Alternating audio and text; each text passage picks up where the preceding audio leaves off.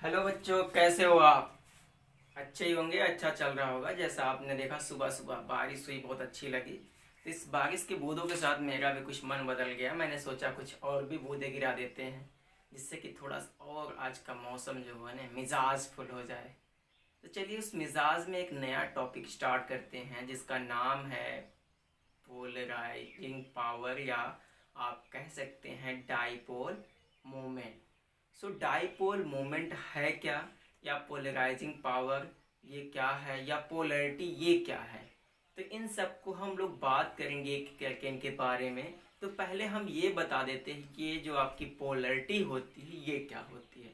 Actually जब कोई compound bond बनाते हैं और उनमें इलेक्ट्रोनेगेटिविटी का डिफरेंस होता है, कोई कंपाउंड बॉन्ड बना रहा हो, उसमें इलेक्ट्रोनेगेटिविटी का डिफरेंस हो, तो उस कंपाउंड में कोवैलेंट बॉन्ड के साथ साथ आयनिक बॉन्ड का भी कुछ नेचर आ जाता है।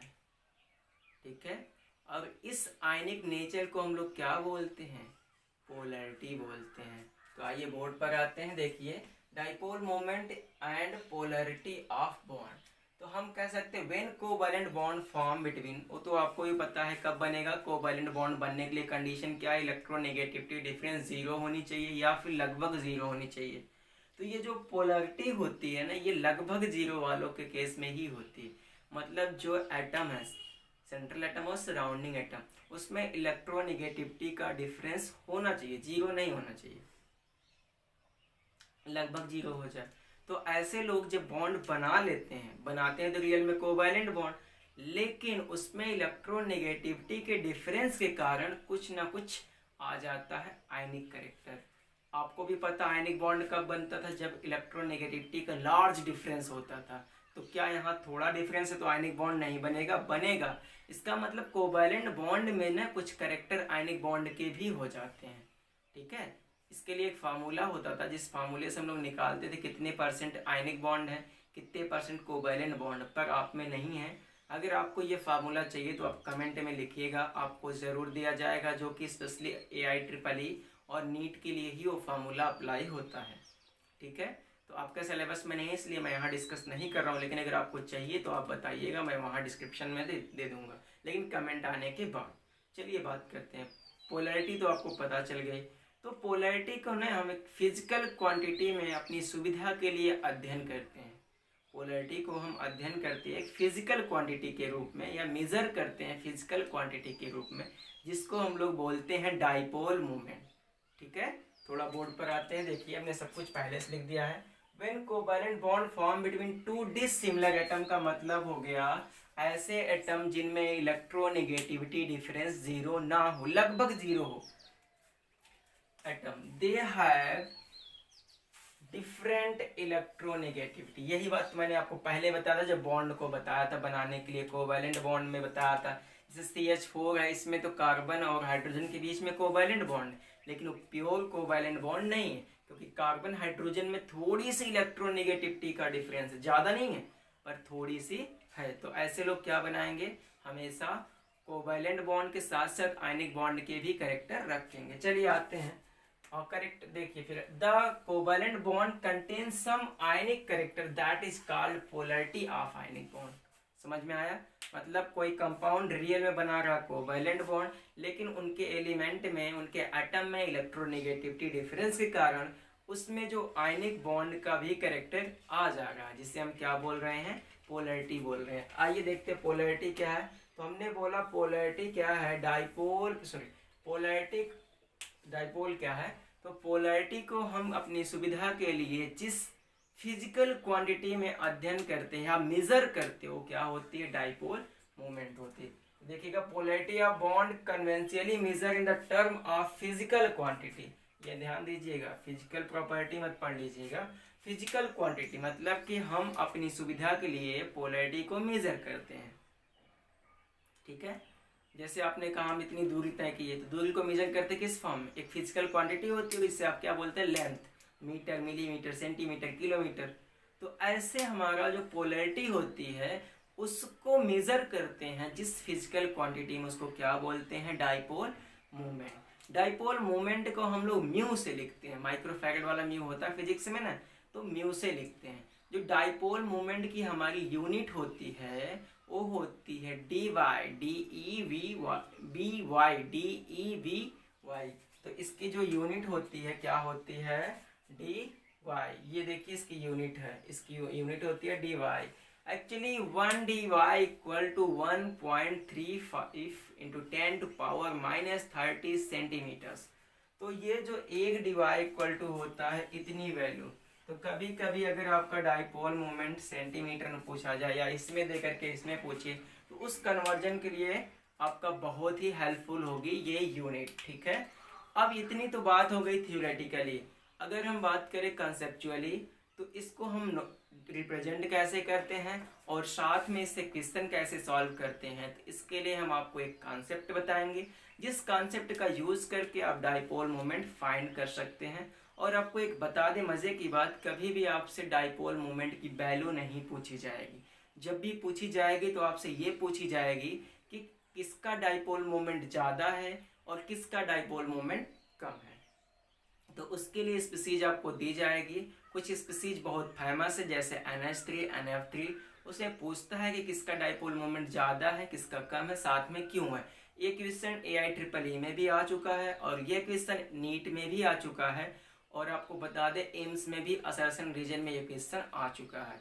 और इसका जो आंसर है ये NCERT का एक एग्जाम्पल है।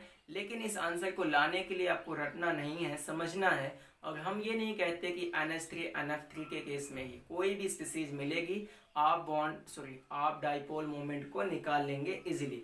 तो उसको थोड़ा सा आगे बढ़ाते हैं और इसको हम इरेज करते हैं। आप इस कंटेंट को लिख लीजिएगा। फिलहाल अभी के लिए तो हम इसको हटाएंगे।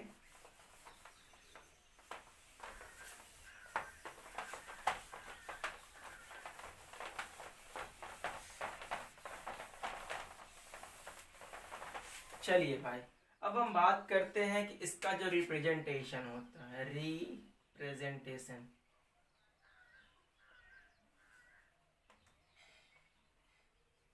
एक्चुअली इसको हम रिप्रेजेंट करते हैं ना एक क्रॉस एरो से। ये एरो होता है, इससे रिप्रेजेंट करते हैं डाइपोल मोमेंट को। तो आप कहोगे सर इसमें हम कैसे समझेंगे कौन सा चीज क्या दिखा रहा है। तो हम है ना, किसका है ये तुमको इंतजार में होना। चलो देख लो इधर एक बार, फिर बताते हैं ना आपको किस तरह से होता है। चलिए, ये जो एरो का हेड होता है ये निगेटिव पार्ट की तरफ होता है, निगेटिव पार्ट की तरफ होता है। टुवर्ड निगेटिव पार्ट आप लिख सकते हैं, toward negative part.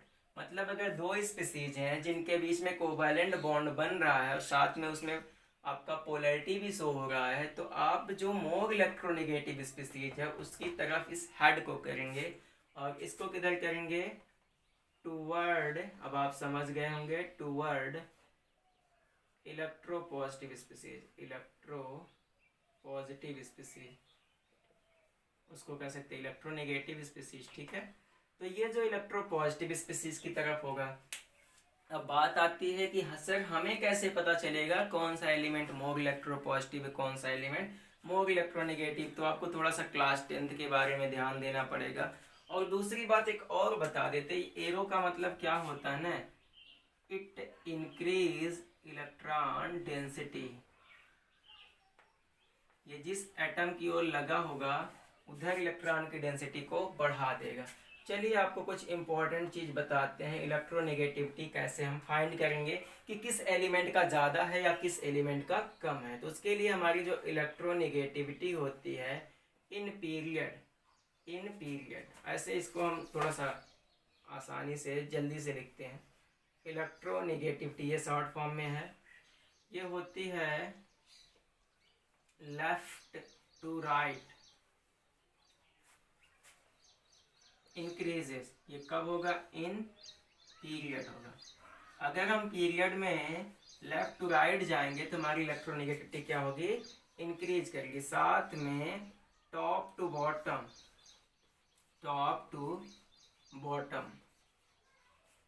Decreases in group.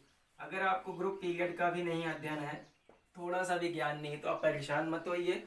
उसके लिए आपको पीरियोडिक क्लासिफिकेशन वाला चैप्टर अच्छे से पढ़ना पड़ेगा, जो कि आपको प्ले लिस्ट में मिलेगा।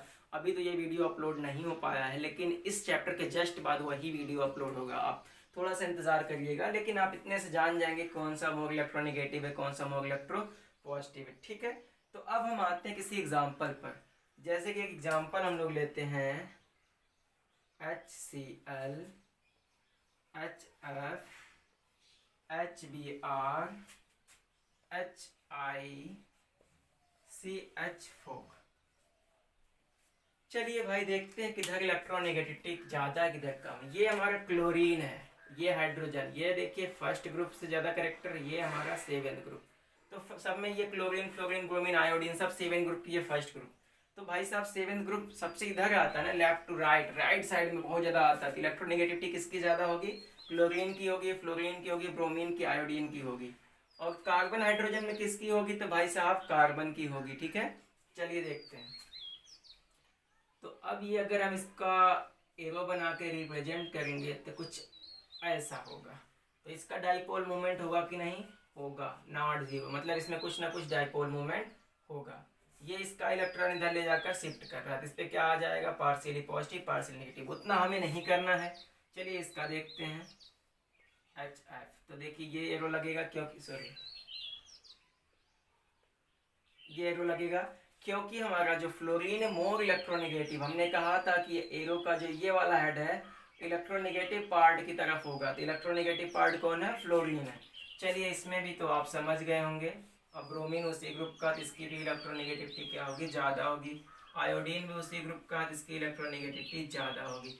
बात करते कार्बन का। तो कार्बन में भी बहुत मज़े की बात क्या है देखिएगा, इन सब में डाइपोल मोमेंट क्या होगा? नॉट जीरो होगा, नॉट जीरो होगा, इसमें भी नॉट जीरो होगा, मतलब कुछ तो होगा डाइपोल में। कितना होगा हमें नहीं पता, आपको भी पता करने की जरूरत नहीं है।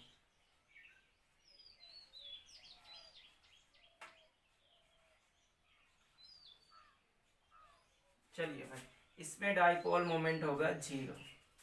एक्चुअली देखिएगा क्या होता है, अगर इसमें पोलराइजिंग पावर होती है, ये पोलैरिटी शो करता तो इधर उधर डेविएट होता, तो जो ये इसको रिपेल कर रहा उतना ये भी रिपेल कर रहा है, तो ये इसको कैंसिल आउट कर दिया।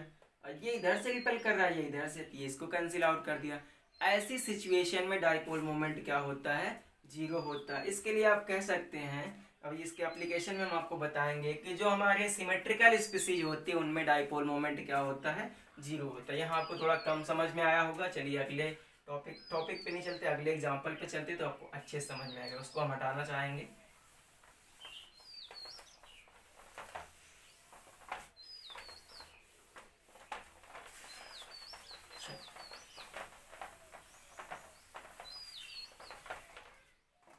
आते हैं कुछ और एग्जाम्पल पे, या एग्जाम्पल्स पहले हम एप्लीकेशन पे आ जाते हैं, क्योंकि एप्लीकेशन में आपको सारी चीज़ें बता देते हैं। एप्लीकेशन तो आप कह देना डाइपोल मोमेंट, मूवमेंट नहीं है, मोमेंट है। Dipole moment always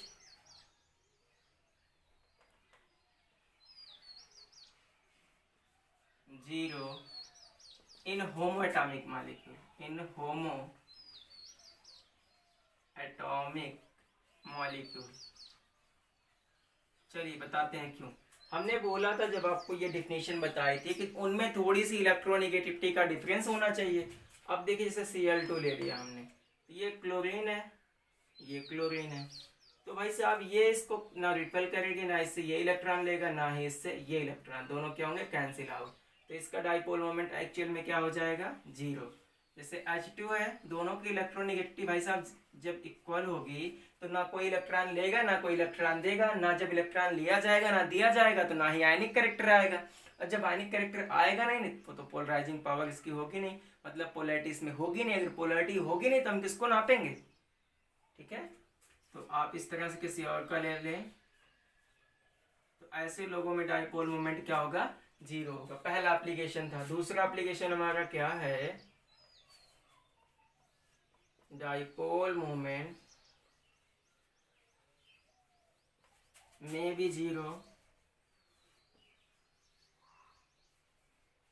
zero are not zero in heteroatomic molecule.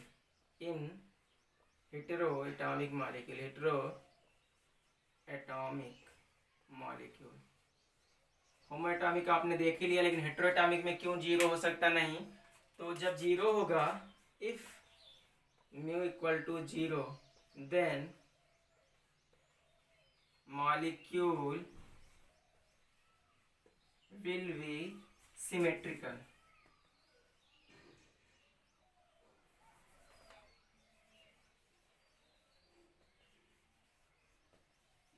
ठीक है, जब जीरो कब होगा? If not zero then unsymmetrical.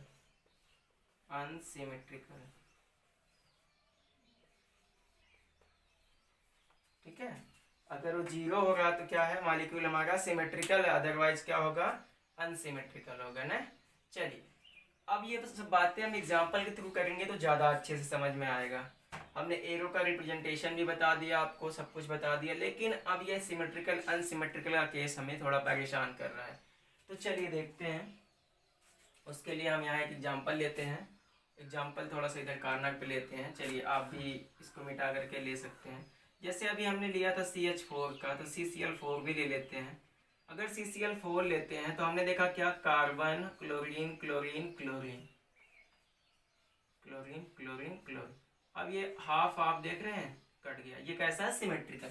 Symmetrical लोग क्या होते हैं, ऐसे लोग होते हैं जो आपस में दो इक्वल पार्ट, उनको दो इक्वल पार्ट में काटा जा सके.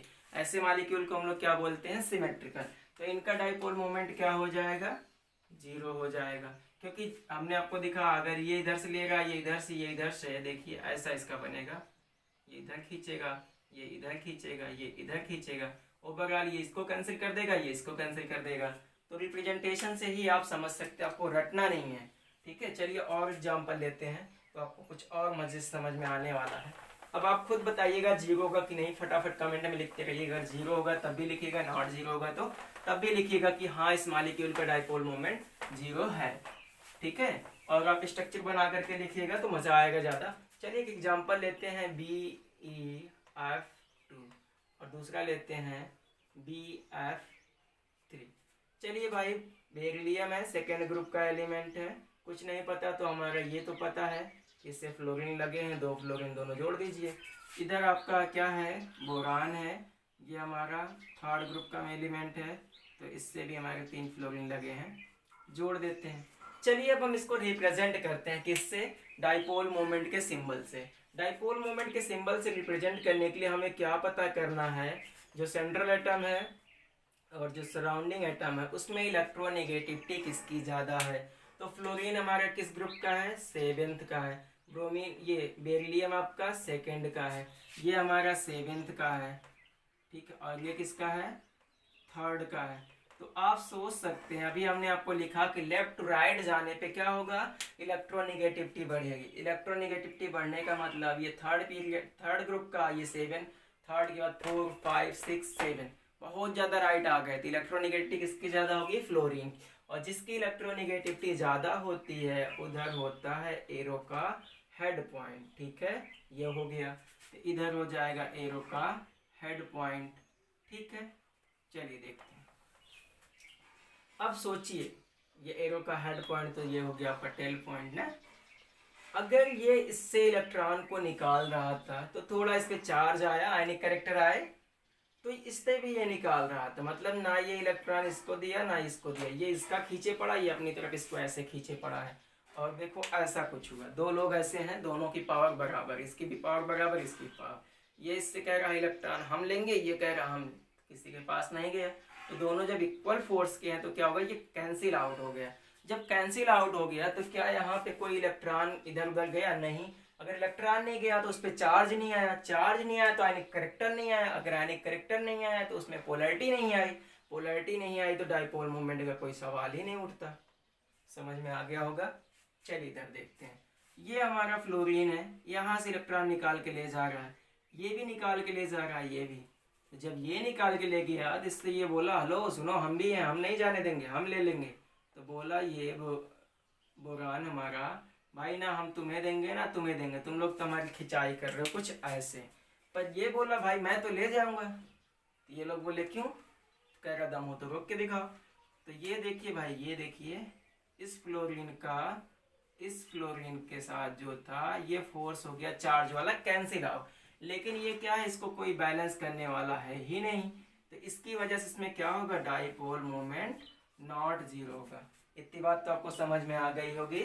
तो इस तरह से हम लोग डाइपोल मोमेंट किसी में भी निकाल सकते हैं। अब रही बात ज़्यादा और कम की, तो इसमें हम ये देखेंगे कौन सा एलिमेंट किससे जुड़ा है और कौन सा बढ़ा रहा है कौन सा घटा रहा है। अगर जैसे एक ही सेंट्रल एटम पे दो लोग जुड़े हों, एक मोर इलेक्ट्रोपॉजिटिव एक नेगेटिव हो, तो एक ले जाएगा दूसरा इसको रिपल करेगा। तो ऐसा बहुत हायर लेवल में हो जाता है, आपके सिलेबस में इतना नहीं आता है, तो आपको हम इसमें नहीं बताएंगे। आप इस पर डिमांड रखते हैं कि डाइपोल मोमेंट पे एक आईटी और मतलब AIEEE और नीट के लिए वीडियो बनाइए, तो आप कमेंट में लिखिए, ज़्यादा से ज़्यादा लोग कमेंट कीजिए, तो आपको इस पर वीडियो बना के दिया जाएगा। बहुत ज़्यादा इसमें केसेस होते हैं। एक बार सेंट्रल एटम सेम होगा, सराउंडिंग डिफरेंट होंगे। दूसरी बार सेंट्रल एटम डिफरेंट होगा, सराउंडिंग सेम होंगे। तो ऐसी कंडीशन में होती। और तीसरी बार क्या होता, सेंट्रल सेम होगा, सराउंडिंग डिफरेंट होंगे, मतलब एक से अधिक लोग हो जाएंगे। तो ऐसी सिचुएशन में हम लोग डाइपोल मोमेंट निकालेंगे, तो वहाँ पे कुछ और भी अच्छे केसेस बनते हैं। फिलहाल आपके बोर्ड के लेवल पे इतना नहीं है। एक और क्वेश्चन करते हैं जो AIEEE और एम्स नीट सबका क्वेश्चन है। ये क्वेश्चन आया था AIEEE में, AIEEE, और किस में आया था, नीट में भी आ चुका है ये। और उसके पहले एक होता है एम्स, ठीक है, all India institute of medical science, ठीक है। चलिए अब हम बात कर लेते हैं जो स्पेशल क्वेश्चन है उसकी। उन्होंने ये पूछा था कि NH3 और NF3 में किसका डाइपोल मोमेंट ज़्यादा होगा, ठीक है। तो उसके लिए हमें करना क्या पड़ेगा, एक्चुअली दोनों की वैल्यू भी हमारे पास है, लेकिन हम आपको वैल्यू लिख के नहीं समझाएंगे, क्वेश्चन को समझने का प्रयास करें। नाइट्रोजन 5th ग्रुप का मेंबर है, तो इसका मतलब कि इससे कितने हाइड्रोजन लगे हैं, 3 हाइड्रोजन लगा होगा। तीनों हाइड्रोजन कुछ इस प्रकार से हो गए, ठीक है, समझिएगा। और यहाँ पे एक लोन पेयर होगा, लोन पेयर कुछ इस प्रकार से हो गया। लोन पेयर भी अपोज करता है, मतलब सॉरी फेवर में रहता है हमारे डाइपोल मोमेंट के। इस तरह से इसका स्ट्रक्चर बन गया। ये लोन पेयर हो गया, ये इधर भाग रहा है, ये इधर भाग रहा लेकर के, ये इधर, सॉरी अभी तो हम एरो नहीं लगा सकते जब तक कि आपको समझा ना ले। चलिए सोचिए, कॉमन सेंस लगाइए। अभी हमने कहा कि आप कोई भी क्वेश्चन करेंगे तो आप कर लेंगे, आपको बताने की जरूरत नहीं पड़ेगी। तो चलिए चेक करते हैं किसका डाइपोल मोमेंट ज्यादा होगा किसका कम होगा। कॉमन सेंस लगाइएगा। ये हमारा सेंट्रल एटम दोनों सेम है, मतलब इसके इलेक्ट्रॉन नेगेटिविटी से कोई फर्क नहीं पड़ेगा। एक लोन पेयर यहाँ है, एक लोन पेयर यहाँ, कोई फर्क नहीं पड़ेगा। और आपको बता दें कि इंपॉर्टेंट चीज पूरी केमिस्ट्री में जो चीज कॉमन होती है क्वेश्चन में, उससे कभी भी कोई ऑर्डर डिसाइड नहीं किया जाता। अगर बाई मिस्टेक या बाई चांस आपका आंसर आ भी जाता है तो आप इतने ज़्यादा खुश मत होइए, क्योंकि वो आपका गुड लक था। आप 99.9% केसेस में आप फेल हो जाएंगे, तो इसलिए ऐसा कभी मत करिएगा कि कॉमन पार्ट से ऑर्डर डिसाइड कीजिए। अब ये चीज़ देखिए, सराउंडिंग एटम ये क्या है, डिफरेंट। इसका सराउंडिंग एटम क्या है, डिफरेंट है। दोनों के अलग अलग सराउंडिंग एटम है। अब ये नाइट्रोजन किस ग्रुप का एलिमेंट है, तो 5th का है। ये किसका है, 5th का। ये किसका है, अभी आपने देखा 7th का है। और ये किसका है, 1st का। अब देखिए इलेक्ट्रोनेगेटिविटी जो नाइट्रोजन की है वो फ्लोरीन से क्या है, कम है, तो इलेक्ट्रॉन देगा या लेगा। अगर उसकी इलेक्ट्रोनेगेटिविटी कम है तो वो इलेक्ट्रॉन देगा, अब फ्लोरीन की ज्यादा तो फ्लोरीन लेगा। तो इसमें इस तरह से रो लग गया।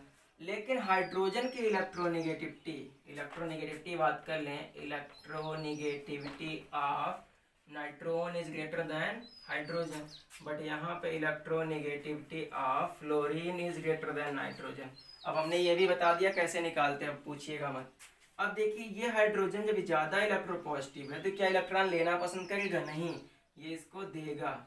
नाइट्रोजन इससे इलेक्ट्रॉन को अपनी तरफ खींचेगा। तो देखिए सोचिए, ये ऊपर की तरफ इसको ऑलरेडी लेके भाग रहा था, तीन तीन लोग सपोर्ट भी करे, हाँ भाई भाग भाग भाग, और ये देखो ये ऊपर लेके भाग रहे, लेकिन तीन लोग पीछे से लटक गए पकड़ के। होता है ना, आप साइकिल के पीछे से लोग आपको पकड़ खींच लेते हैं ना जब आप तेज साइकिल चलाते हैं, तो क्या आपकी स्पीड अभी मेंटेन रहती? नहीं, कम हो जाती है ना। तो सोचो अब यहाँ पे डाइपोल मोमेंट क्या हुआ? कम हो गया, क्योंकि ये डाइपोल मोमेंट एक था इसको सपोर्ट करने वाला, तीन थे अपोज करने वाले, इधर चारों इसी को सपोर्ट कर रहे हैं। हाँ भाई चल, तो किसका ज्यादा हुआ? इसका। तो इसीलिए वहां पे ये वैल्यू नहीं पूछी गई थी, वैल्यू हम आपको लिख दे रहे हैं 4.90 10⁻30 cm, यह होगा 0.8 × 10⁻30 cm डाइपोल मोमेंट की ये है वैल्यू, डाइपोल मोमेंट की वैल्यू। तो ये वैल्यू आपसे नहीं पूछी जाती, कभी भी नहीं पूछी जाती। अगर पूछी जाएगी तो एक बार बहुत पहले सीपीएमटी में एक क्वेश्चन आया था, उस पर भी हम बात कर लेते हैं। तो क्वेश्चन लगता कैसे, तो एक्चुअली आपसे यही पूछा जाता है, ठीक है। चलिए, अगर कभी कभी कैलकुलेट करने के लिए आ जाए तो हम आपको ये बता देते हैं। एक्चुअली जो हमारा डाइपोल मोमेंट होता है ना, ये हमारा प्रोडक्ट होता है charge, magnitude of charge and bond length का, ये इसका प्रोडक्ट होता है। ये क्यू फॉर क्या है? चार्ज। एल फॉर क्या है? Bond length. तो क्वेश्चन में कभी कभी चार्ज बॉन्ड लेंथ दे करके आपसे पूछ लेगा कि ये हमारा डाइपोल मोमेंट कितना होगा, तो आप ये फार्मूला लगा के कर सकते हैं। और इस तरह से आप कह सकते हैं dipole moment is defined as product of charge and bond length. तो इस तरह से इससे भी कैलकुलेट करते, लेकिन ये बहुत पहले सीपीएमटी एग्जाम अब नहीं होता, सीपीएमटी उसमें पूछा गया था, एक क्वेश्चन आया था।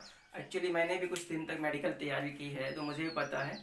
मैंने भी 30 साल तक, लगभग 30 साल का जो मेडिकल का पेपर होता, टेस्ट पेपर, वो लेकर के सॉल्व किया, तो बहुत मज़ा आता था करने में। तो ये बहुत आसान चीज़ें हैं।